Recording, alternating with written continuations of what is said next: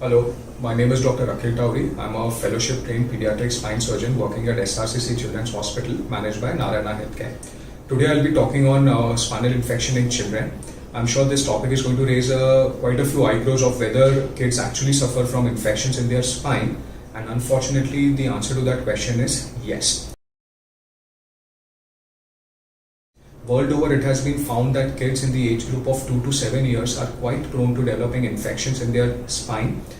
In a developing country like ours, spinal tuberculosis is extremely rampant, and we do come across a lot of kids having spinal TB. Now, spinal infections means the infection can either be in the vertebral bodies, it can be in the disc, or it can be in the form of an abscess and thereby pressing on the spinal cord. Depending upon the area of involvement, the symptoms can vary. Majority of the kids, the first symptom is back pain or neck pain. This is usually quite severe and will not get better with or without medicines even after 10 days. A lot of kids will also complain of pain while being asleep, and they tend to get up from their sleeps because of pain. Depending upon the level of involvement, the kids can also have constitutional symptoms which can be either fever, it can be weight loss, loss of appetite.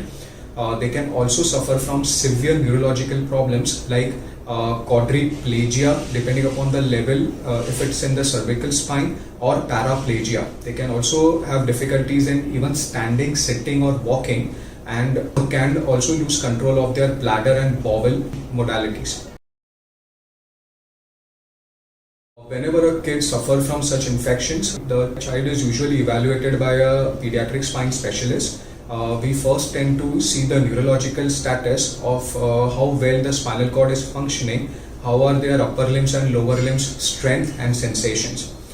Then we get blood work which implies getting CBC, ESR and CRP. They give us an idea about the level of infection that is present in the body. We also get routine x-rays, and in majority of the kids an MRI scan is also involved. MRI will tell us about the level of involvement of the spinal cord, and also if there is any abscess or pus collections anywhere in the body. Now, the treatment depends upon how early we are able to pick up the spine infection. In early stages, usually we just get a biopsy, and as soon as we find the organism, we put the patient on 6 weeks of IV antibiotics. This should do the trick in majority of the children. In case it is spinal tuberculosis, then the treatment is usually given for more than a year to 1.5 years.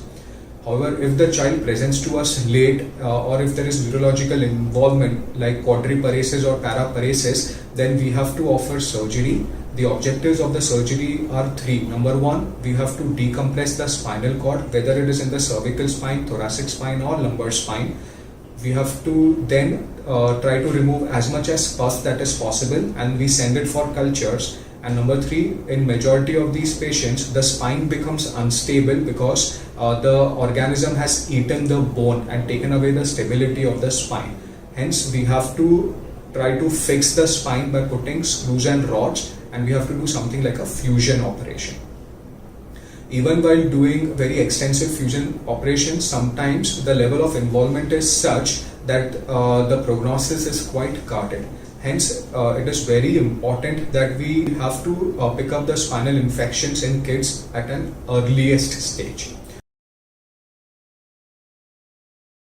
To conclude, spinal infection in kids is definitely a possibility if the back pain is not getting better even after 10 days. Hence, it is important that we do not take this symptom lightly, and we get the kids evaluated by a pediatric spine specialist at the earliest. Thank you.